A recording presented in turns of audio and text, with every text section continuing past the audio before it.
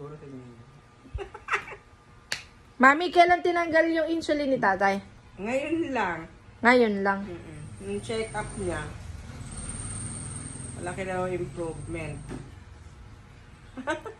Thank you po. Gano'ng kadalas iniinom ni tatay yung Paragis? Ay, 3 times a day. Ay, asan ba mami Paragis? 3 times a day. Napakalaki ng naitulong ng Paragis kay tata. Magkano ba yung insulin, Mi? Magkano Ay, insulin? niya ano eh. 1-1. 1-1? Ilang beses niya ginagamit yun? Nung every morning tsaka evening. Tapos, yun, pababa yung dosage. Hanggang ngayon, tinanggal na ng doktor. Araw-araw gumagamit. Kaya, Alin ginagamit mo? Kota mo. Okay naman. Masaya ka?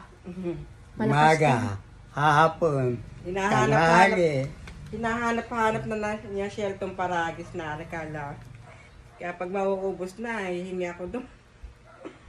Salamat. Thank you, Lord. Okay ka na, Tay? Okay na ang diabetes. Magdadami na pera At natin. siya, lahat ng laboratory niya, okay na. Wow. Dahil sa Paragis. Thank you. Malapit na Thank you, Lord. Pupuntas na rin wala ito eh. Uuwi. Uwi daw. Sa birthday niya. Yehey. Sabi niya, ewan ko kung Sige na. Salamat po. Salamat po. November. Baka November dumating na rin.